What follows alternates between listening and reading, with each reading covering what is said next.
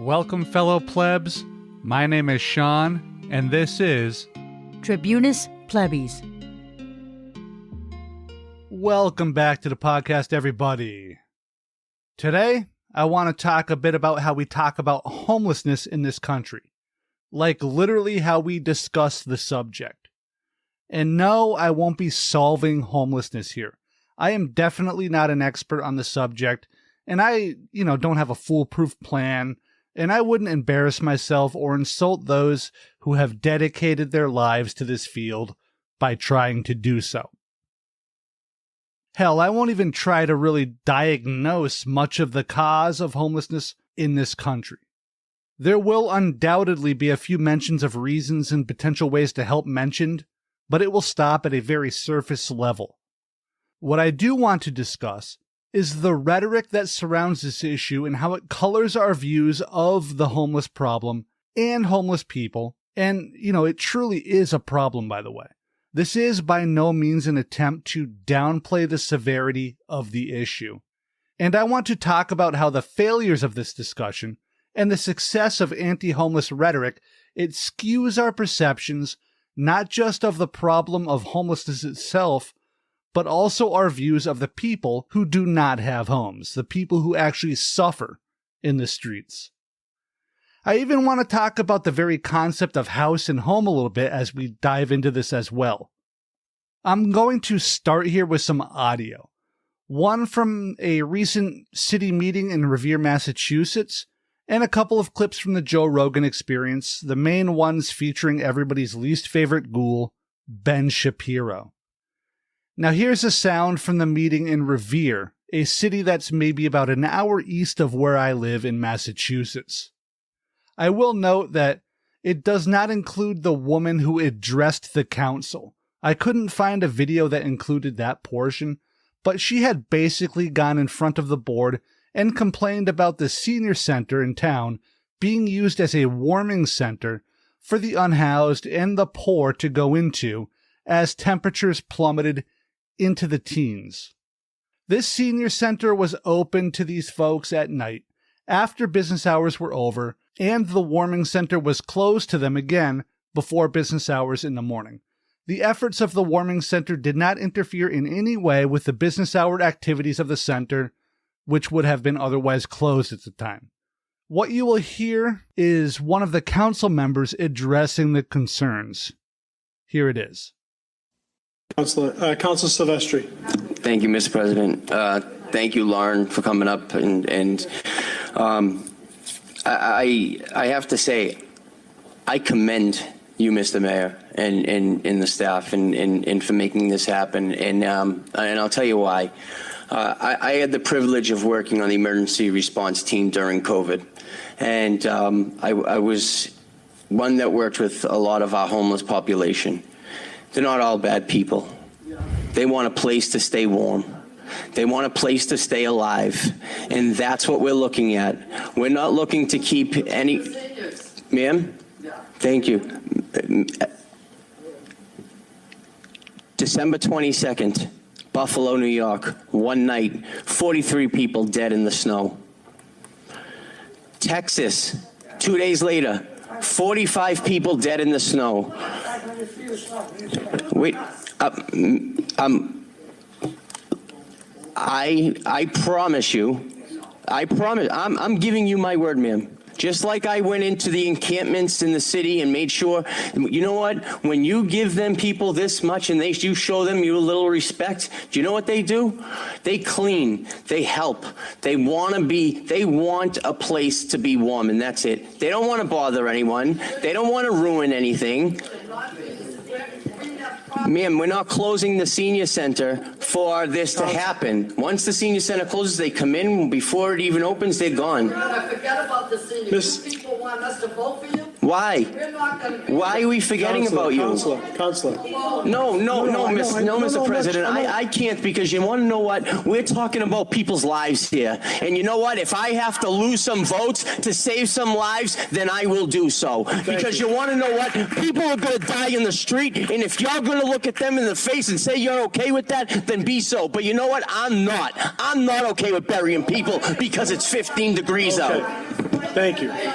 Thank you. Thank you. Okay. Pat. All right. Thank you. Thank you.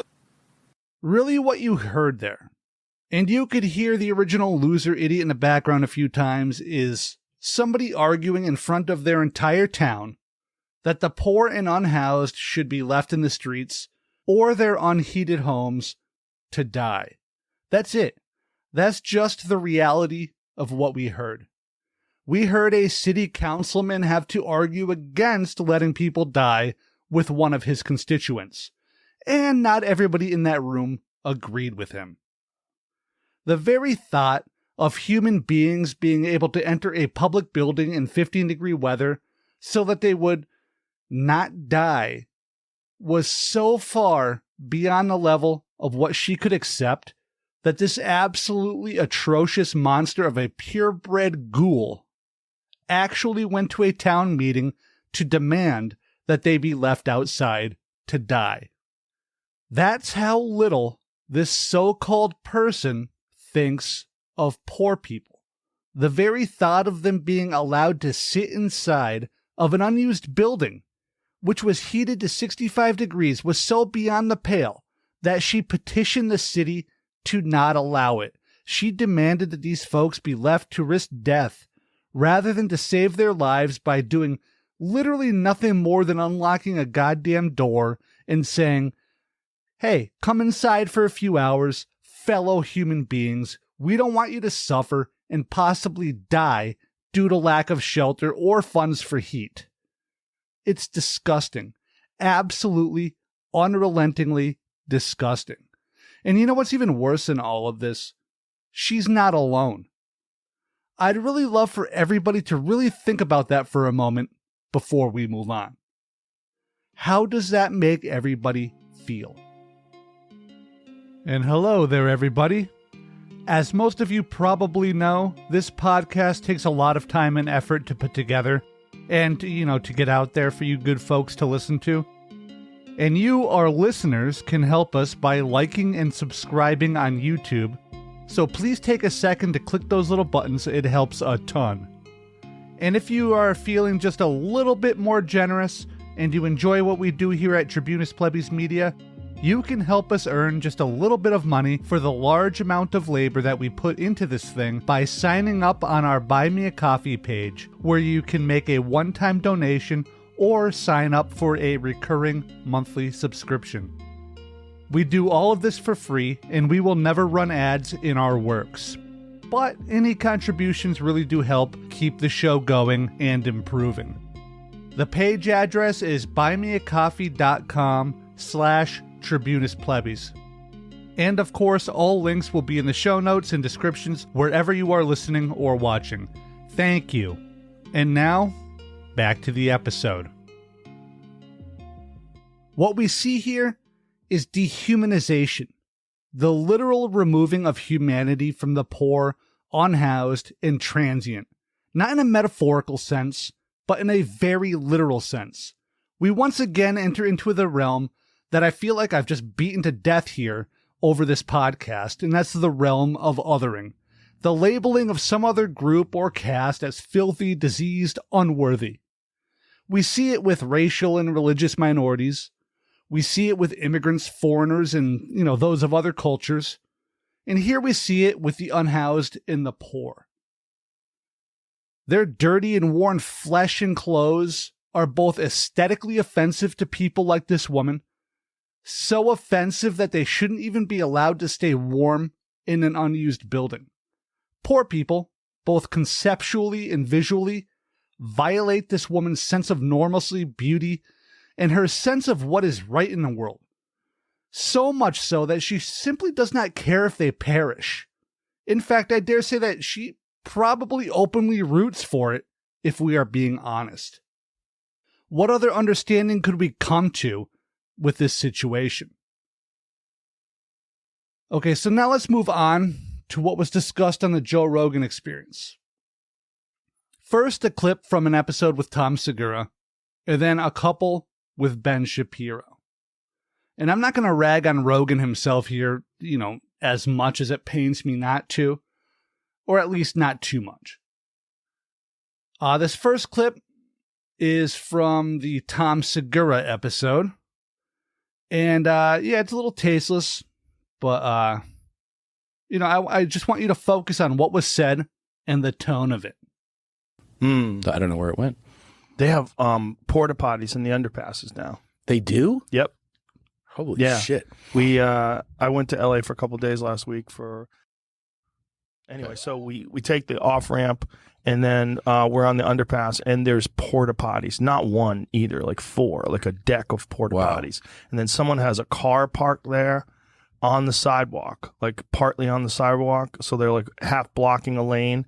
And then they have like a canopy draped over their car and they have just stacks of shit. And then next to it was a dresser. They had a dresser. Jesus. So they had their shoes in a shoe rack. There was a shoe rack. Like, this is where they live. That's really wild. I didn't know also that, when you see stuff like that on the streets, at least in Los Angeles or maybe in California, that's protected property, like by law. You know that? Like if you were so to you're not supposed to do that. But like that's that person's property by law. If you were to the homeless person's property is protected? Yes, absolutely. Huh. If you were to go and try to move that or take that, you'd get arrested. Yeah. Hilarious. Mm-hmm. I wanted to start with that clip because it's just so baseline to what we typically hear from basically everybody. Everything used to be nice, but now just look. And of course, there is some truth there, as there always is. But let's look at what's being said and what it means. First, I want to go back to the porta potty thing again, where Rogan is in utter disbelief that a bathroom exists for those folks to use. In fact, here he is complaining about porta potties again to Shapiro in a different episode. To the point where you're on like Winnetka off the 101 and there's 80 fucking tents and they put a porta potty there. They put a porta potty there. We're doing real building and real development here in Los Angeles. Not apartment buildings. We got some porta potties. Every underpass shall have a porta potty, thanks to Mayor Eric Garcetti. And here's yet another clip where he complains about human excrement being on the streets. So we went to downtown LA, like, holy shit, literally shit, human shit on the streets. Everything smelled like piss, bums everywhere. And I'm like, okay, stay close to me. Now, which is it? Because he seemed pretty grossed out by human poop and wanted something done about it. Hell, I would too. Nobody wants poop around. I think we all agree with that. But here's the thing. Rogan, Shapiro, basically every conservative who talks about LA or San Francisco, this is the one thing that they really latch onto. Human feces on the street.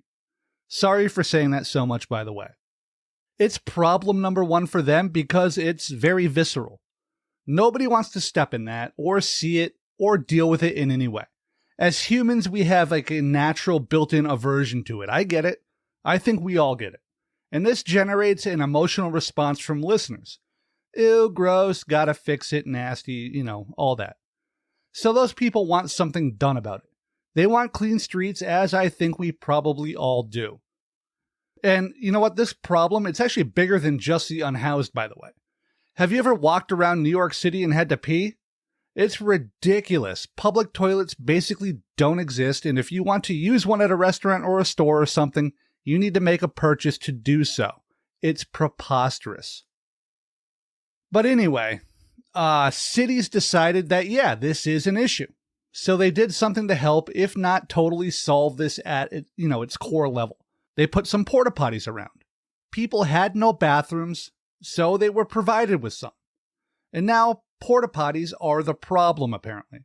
And not just that, but you can actually hear the disbelief that someone without housing was being given the seeming luxury of relieving themselves in a modicum of privacy in a portable bathroom. So how can we win this issue?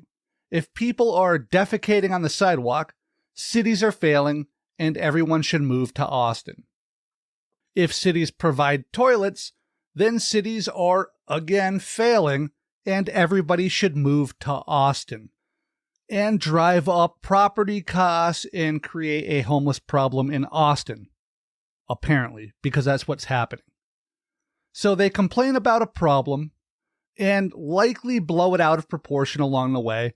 I can't swear to this. I'm not in LA, but I do not trust these people. So they complain about a problem, a real problem, by the way. This is not like totally made up. And then when that problem is dealt with, they just complain about the solution just as loudly. This is how they generate engagement. It's also basically idiotic. Now let's address the part about items being left on the sidewalks. Again, this is another real problem. There are people living in a car and they have stuff in a dresser and shoes in a shoe rack outside of the car. Clutter, yes, for sure, I get it. It's not very scenic and pretty. But then it changes to like, can you believe that these homeless people have things? They just have their stuff where they live. And they scoff, and it's pointed out that the police can't just come and throw it away, and this is called silly.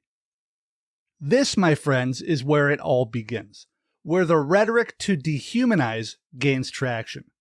I'm not claiming that people living under overpasses and on sidewalks don't present issues and problems. I'm just saying that they're people, and that living hard on the street doesn't negate their rights to actually own things and to actually have rights to exist in a state that is as good as it can possibly be. We will talk about this more as the episode rolls on, but I just want everyone to understand, kind of what's going on here with this language, and even if it's not outwardly intended, it dehumanizes it others and it establishes a supposed superiority of the person speaking and of people with homes. Rewind this a little bit and listen to how they just can't fathom how someone living in a damn car could possibly have possessions or keep some of those items outside of the car which they're trying to live in. Apparently, once one loses shelter, then they lose a right to personal property. Now, I know someone out there is getting fired up like, what do you think? Someone should just be able to fill, an entire city park with trash and call it their own personal property and we have to just leave it there? And listen, sure, there are some weird edge cases here and there, and some gray area too, and some hard calls. But no, we shouldn't ever root for the cops to be able to decide to steal and destroy people's belongings, especially on a whim, and more especially when those items belong to already ostracized and vulnerable people. Yes, for sure, there are issues here. Everything from general clutter to actual rubbish and safety issues. But we should also respect our neighbors and community members as well. These people never use terms like neighbors, right? Because Phil is your neighbor in the next apartment over, but if Phil ever gets evicted and you see Phil living in the alley next door a few months later, now Phil is just a degenerate who just isn't trying very hard. Ben Shapiro steps over unhoused bodies that are face down in the street near his home. And then over the past 13 years, I live in a pretty decent suburban area, and I'm seeing open needles on the street. Walked out of my house one day, there's just a guy lying face down in the gutter like Edgar Allan Poe. And I thought, well, this is falling apart rather quickly. You think he steps over that body if it's in a sundress or a business suit? Hell no, he doesn't. He'd check on their well-being because if they have money or at least look like they have a home, then they'd be his neighbors. They'd be part of his community, and they'd be worth rolling over and making sure that they're okay. But if they look unhoused, then they are just some other untouchable caste, a sick, uncouth, depraved caste, a harbinger of danger. And so those clips are meant to engender fear. Fear and disgust, really. Fear of disease and violence and just general chaos. Okay, so now after all of that, I hope that we see a bit of where I'm trying to come from here. Nowhere in these right-wing talking heads do you even hear them mention things like affordable housing in 95, 98% plus of their rants. Nowhere do we hear about gentrification, rising rents, more and more financial precarity, and on and on. Where in their arguments are concepts even that basic? They don't exist because they don't actually care. New York City has been, quote-unquote, cleaning up homeless encampments to the cheers of Upper East Siders. The city says they offer programs and shelter space for these folks, but few of them ever get entered into them. Los Angeles has spent $100 million to address the unhoused and have made moves to criminalize their lives. Cities all across the country have forcibly moved the homeless out of sight, arrested them, and funded programs to the tune of hundreds of millions of dollars. These cities have done all of that. But did they actually solve homelessness? Did they even meaningfully curb it? Or did they simply throw the possessions of the homeless into the trash and force march them to another section of the city? The answer is that second thing, by the way, just in case it wasn't obvious. Forcing people to move from one block to another isn't solving anything. It's just causing a different group of people to complain until the police come and steal personal property, arrest people, and scare the rest into moving again. And this will continue over and over until the homeless are left in an area populated with people too poor to wield any clout, and there they will stay, fully ghettoized. Still dispossessed, still without shelter, still struggling, but praise be to God, out of the sight lines of the wealthy and the sheltered and the politically influential. In late spring of early 2022, New York City had cleaned, quote-unquote, 239 encampments, meaning they destroyed and threw out the possessions of these people and forced them to go somewhere else. And out of all the people in those 239 camps, precisely 5 people, 5 of them ended up in shelters. Just 5. And here's another thing. This apathy, this absolute disregard of this portion of our population, is frankly disgusting. And no, just in case you're thinking about that time that you walked by a person begging on the street and you felt bad for them and thought, man, it's a shame that they don't have better lives. That's not enough. It's barely anything, in fact. The reality is that the homeless aren't a symptom of something gone wrong.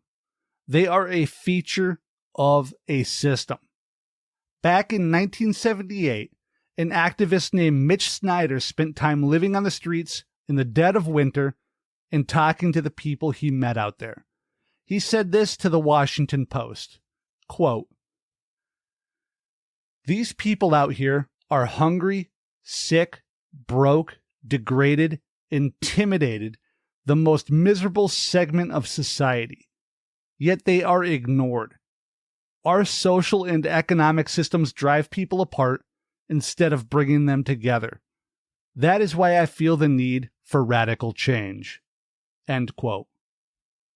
Again, that was in 1978.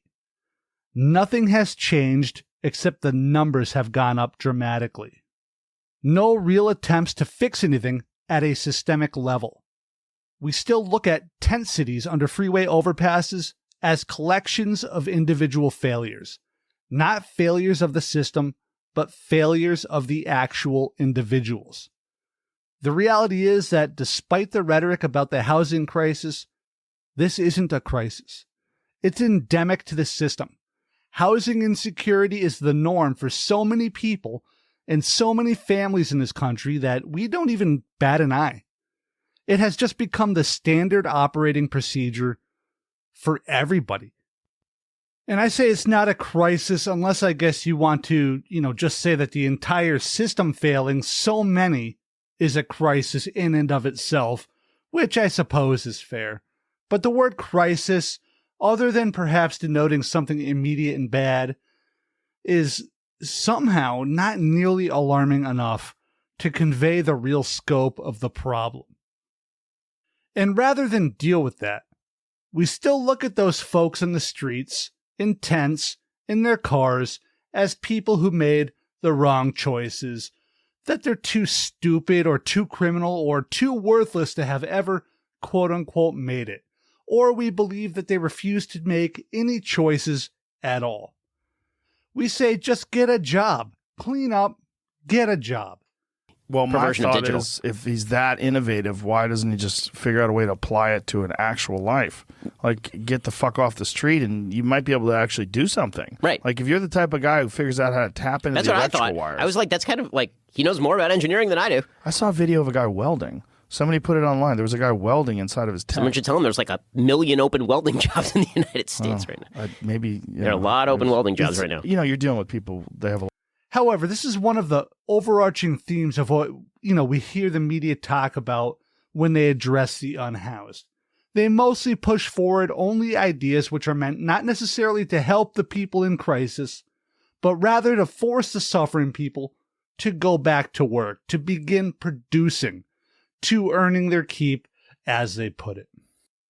But even setting aside the immorality of this view, this simply isn't easy for people without shelter. We can argue that McDonald's is hiring all we want, but how long can somebody living on the streets hold a job even if they get it, even at McDonald's? They need an address, a bank account, clean clothes, safe places to sleep. Even if McDonald's gives them uniforms, how do they keep them clean? You know how long you have to work at McDonald's in Los Angeles to save up first, last, and security for an apartment? Even if you eat discounted employee meals and spend little else? How long that takes even in rural Massachusetts? It's effectively forever. And how long could a homeless person, even one not using drugs or alcohol or suffering from other issues like mental health, how long could they hold a job like that? It costs money to be poor. Hell, even not having a bank leaves you a victim to check cashing joints taking 20% of your pay just for the pleasure of cashing your paycheck so that you can spend it and leaving you even further behind every single week. And since we are talking about homelessness or unhoused or whichever term we use to convey it, let's talk about houses. Let's talk about how homeless has become synonymous with houseless. Being without shelter, I guess, and how that can lead to bad outcomes because the rhetoric tends to push this idea on us, especially from the political front, where lawmakers and supposed leaders want to do things like end homelessness. And, I just want to interrogate this a little bit. First, I want to talk about the very prevalent argument you hear that goes something like this. There are some hundreds of thousands of empty apartments and homes, and way fewer than that of homeless people. And these numbers are accurate. There's like 5, 10, 20 times as many empty homes as there are homeless. So we say just give them a home. We have more homes than homeless. It sounds good, but I think it has flaws. On the most simple angle, it's just too simple. It's too easy. Solving these problems is never simple and never easy. That's like one thing that I will guarantee is true, even though I don't know everything there is to know about this particular problem. Shelter itself, by itself, is not a magic elixir. The issues which cause people to become unhoused are still there. Things like drugs, mental health, physical health, debt, LGBTQ issues, family issues, trauma, mixtures of 2 or 3 or all of those things and things I didn't list and, so on, into infinity. Shelter does not cure those issues on its own. And we can add to these personal issues things like bans on drugs or alcohol use, the banning of visitors, and the banning of pets as reasons why some individuals would either resist entering certain housing or could be eventually thrown out and become homeless again. Even if we, at one particular moment in time, place every single human being in the United States into some form of housing, some sort of individual or family shelter, not like a homeless shelter, but real secure housing, this doesn't even spell an end to homelessness. The threat and reality of homelessness is also there amongst the socioeconomically precarious. which is, sadly enough, most of us at this point. The decree that some locale or city or state will end homelessness, or the decree that some locale or city or state has ended homelessness, it should only be viewed as one thing and one thing only: a rhetorical flourish used to hide that the simple act of constructing boxes to put people into does, at best, little to actually address the material conditions of why that person was homeless to begin with. Does that make sense? Like, if we take someone off the street and put them in a tiny home and walk away, little was gained other than optics. And I guess that sounds a little more cruel than I intended it to. Obviously getting people off of park benches in the winter and into a heated house, even a tiny one, would be good. It's a good thing. Other than just, protection from the elements, there are many other good aspects to just getting a house. Things like simple privacy, control, independence, autonomy, safety, and even just basic affirmation of a person's own personal agency and identity, and so on. Hell, it's even amazing for simple leisure and relaxation to have walls and a ceiling and a locked door. It can be an indispensable place to simply just exhale.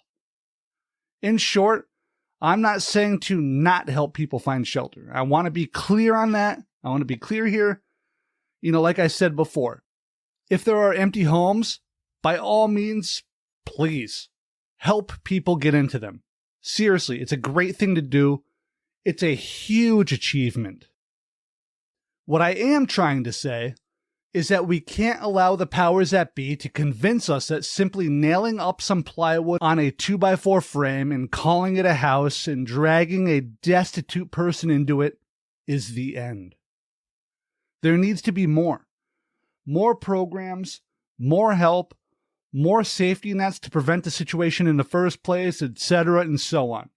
And also to prevent the situation from repeating itself. And this here really shows the depths of the lies within the rhetoric. That ending homelessness is, far more often than not, an empty facade hung up to fool people into believing that something profound was done, or will be done, or is going to be tried to be done, when it was really just the bare minimum, and a cruel minimum at that. This is all an example of something called a persuasive definition. Basically, persuasive definition refers to using emotive, emotionally triggering, and persuasive language to get us to redefine a term in a way that is either not quite correct, or wholly wrong, or even just not agreed upon by everybody involved. It's a way to force a particular framing around a particular question. A real easy and well-known example is in the debate about abortion. Anti-abortion folks will always, without fail, define a fetus, no matter its level of development, as a person. This frames any support of abortion at any time, at any level, as cold-blooded murder. Now, I don't agree with that stipulation, but we all gotta agree it's persuasive and it works well if you allow it to be, agreed to. If they present it and you don't fight back, it's persuasive. They've won that argument for most people. In this particular case, people are defining homelessness as simply lack of a house. They do this to simplify the problem, and I think we should go much deeper than that. When we allow terms to be stripped of nuance, or strip them ourselves, or we allow ourselves to be duped into accepting poorly or unfairly defined terms, we harm the cause we are working towards. When complex problems are reduced to simplistic, monolithic models, it hinders both the discourse and the response. In fact, it removes from the entire population, the very people who can actively fight for change, the ability to even imagine proper responses and plans. Now, precisely where that definition is, what it includes, I honestly don't have the full answer. I am a humble driver of trucks after all. But perhaps we can expand it to include the precariously homeless.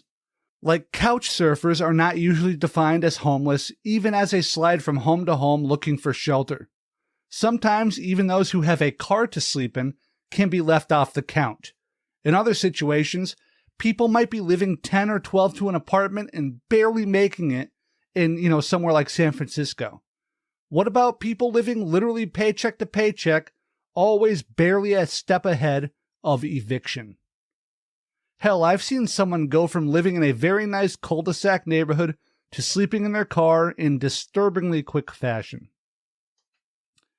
And nowhere along the way would they have been considered homeless by some people who were doing the counting, because of the definition of house that they use.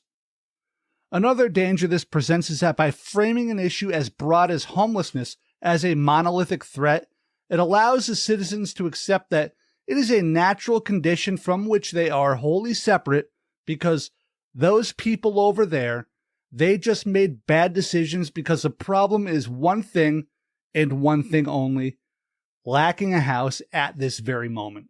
And they should have avoided ever being there. In fact, the entire public discourse has been shaped by these persuasive definitions. Right down to the acceptance of anti-homeless architecture like sharp spikes under overpasses, steel ridges bolted to the tops of flat walls, benches shaped so that they are both uncomfortable to sit in for long periods and impossible to lay on, and so on.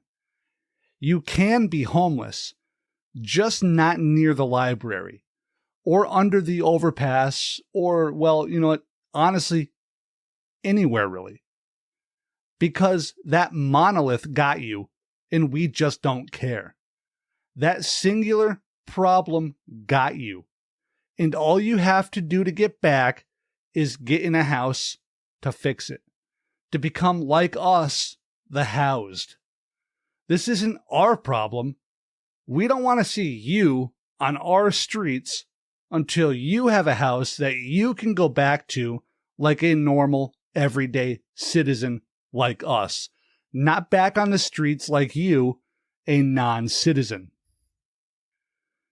It is by using this framing, these persuasive definitions, that cities and towns and counties are able to convince people that they should ban things like camping on public property, or to make it illegal to panhandle, or to play your guitar in front of the local shopping mall for tips. In some places, it has become illegal to sleep in your own car. In others, it has been made illegal to simply sit on a sidewalk. Yep, the police can roust, fine, or even arrest people for sitting on the ground. In other words, it has been criminalized to rest in some cities, or, to put it in another way, it has become criminal to exist. Now, some might perk up here and say, well, come on. You know that it's not really about sitting on the sidewalk. The school teacher or the banker sitting down to eat a sandwich or just catch their breath, they will not be arrested. It's meant for those other people. And I agree. The cops won't arrest or even bother the insurance salesman, but they sure as hell will harass the homeless person who is staining the bucolic landscape with their existence on the town green.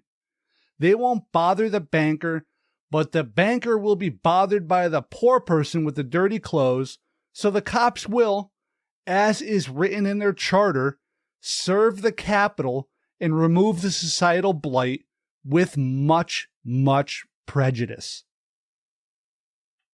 This becomes okay to people because they see those other people as disempowered, and this becomes fundamental to how we act towards them and how we believe that they act and behave. People like Ben Shapiro argue that not only should it be illegal to sleep in a tent on a sidewalk, but also that the person's tent and any other belongings in or around it, they should all be forcibly taken from their owners and thrown away as rubbish. You pay attention to politics far more than I do, and law enforcement and all that. What happened? How did it get to this? Well, on this particular problem, this actually started with a bunch of lawsuits. So the LAPD used to have the authority to move people's shit if it was on the sidewalk. Or if people had a bunch of stuff that was on the sidewalk and they're just camping out there, the LAPD could come, they could take their stuff away, and they could rouse them, or they could arrest them for trespass or for loitering. And then the ACLU actually sued, and they said that this is a violation of people's personal property. Oh, and ACLU, the courts, you do such good work sometimes. and the courts ruled that you actually are not allowed to move people's stuff, that that's actually personal property, even though it's in a public area. And then they got a ruling from a court that you're allowed to live in your car, because for a while you weren't allowed to live in your car, and then it was you're allowed to live in your car. So now you're basically allowed to leave your stuff on the sidewalk, and the police are not allowed to move it, and you're allowed to live in your car. Even if this does conflict with the very core of Shapiro's supposed bedrock basic beliefs, the first message is we are going to ensure that law and order prevail here, a safe space for life, liberty, and property, and ownership of private property. And we are going to make sure that you as a law-abiding citizen have the opportunity to succeed, because Ben Shapiro should be thrown away as rubbish, not tense. And people like Rogan who bobblehead along with this nonsense should be trashed as well. This near total criminalization of not having shelter exposes something else as well. A fundamental shift on what public means and what public space means. Public space is no longer public in any meaningful sense. Sidewalks, parks, museums, town greens, parkways, and so on are only to be used by the housed to relax on, or by those with money to buy things, including passes to even exist within some of these areas in the form of tickets for admission. The commons are no longer a place for all to share. And there's a very big discussion to be had about the commons in a more historical sense, which we will get to at some point in the future here. But the commons are now simply either places to do business, or for gentrifiers to be able to cast their gaze freely about without something so gross as a homeless body besmirching their pristine views. In fact, the push to demonize and criminalize the poor people and remove them from the sight of the wealthy is just another way that capital tries to attract other capital to the property which they bought cheaply and want to sell to the well-heeled. In fact, there is a persuasive theory out there that much of the distaste that so many people have towards the unhoused, or at least which leads to their ability to be indifferent to them, that it stems from their relations to capital. Specifically, the fact that they do not participate in things like traditional labor markets or conspicuous consumption and so on, and are therefore, because of that lack of participation, unworthy to belong in the spaces of the wealthy and the consuming. We can also look at criminalization and shame and even the very nature of many welfare and aid programs as being less about providing food, shelter, and even basic life-affirming aid, and more about punishing the poor and unhoused in a way which aims to herd them not back into homes, but back into work. Another problematic relation with capital, another disciplining of labor, one might say. And to take that one step further, society more broadly is willing to accept back into society a homeless person who gets a job and quote-unquote contributes. Again, another relation to capital which shows up. Frederick Engels had this to say, which I think goes well here. He said, quote, "As long as the capitalist mode of production continues to exist, it is folly to hope for an isolated solution to the housing question or of any other social question affecting the fate of the workers." End quote. It's funny how everything comes down to class in so many ways, isn't it? When we see a building with 100 affordable apartments in it get torn down to make way for a building with 12 multi-million-dollar condos, we need to start asking ourselves a bunch of questions. We need to ask ourselves, like, who the hell is this housing for? Who needs housing? Who is it that we are hurting with these moves, and who is gaining from them? Why was it okay to remove 88 people and families from housing for the sake of 12 multimillionaires? What gives them that right? And as we see these affordable units torn down and new unaffordable buildings go up, or we see lords of the land, empty out rent control apartments and then knock down walls to combine them into fewer but much more expensive units to avoid rent control and, charge more money. We need to ask who exactly controls housing in this way. Of all of those questions, the poor and the working class is the answer to only one of them. Who is it that we are hurting with these moves? There's probably something here about the movie Parasite, but I'm going to move on without getting sidetracked again. So maybe we can explore that some other time. So these influential definitions I talked about before, they help curate our inability to see past this as it changes our views along the way. The commons became fenced off, then what was left became off limits to the common, only to be enjoyed by the exceptional. Exceptional by self-assessment and agreement amongst the landowners only, let us be clear. And there is hidden in here a push to declare the homeless, or even just the poor, as somehow removed from society in such a fundamental way that they are no longer fit to live within it or engage with it at all. They are not the citizen anymore. They are the detritus. They are unfit to share in what are supposed to be inalienable rights. This is just another way for the ruling class to justify their claims on power through sociological and ideological manipulation and exploitation. We saw a bit of that when Rogan and Shapiro so blithely dismissed the idea that a person living in a tent could possibly have personal property, and how they believe that the state, through the police, the violent fist of state rule, that those belongings could be stolen and thrown into trash trucks to be disposed of. Laws against camping further alienate these people, and it denies them the ability to simply sleep. Think about that for a moment. These people who talk so vociferously about freedom and speak so loudly against the state removing freedoms are openly rooting for the state to deprive people of not just property, but even the freedom to participate in such a biological necessity as sleep. The very same folks who have built brands, personalities, and entire media networks supposedly based on free speech are openly calling for the state to prevent people from using their voices to ask for money on a public street. And their choice of ways to deal with people sleeping or using their voice to ask for help is to use the state to wake them, silence them, and forcibly remove them from their sight. Now, this next bit might sound a bit disconnected from this drive, by these people like Shapiro wanting the state to terrorize the vulnerable through police actions, but wait for the punchline. A recent study found that Los Angeles had spent over $100 million supposedly dealing with the homeless problem in that city. And that's a lot of money to be sure, and I'm certain that some small portion of it went to a good cause. Of course, much of that money didn't do much help, but the next part here is the joke. At least $87 million of that money, 80-something% of the total, was being used to harass the unhoused, to sick violent gang members on homeless people, to steal from them, and to put homeless people in jail.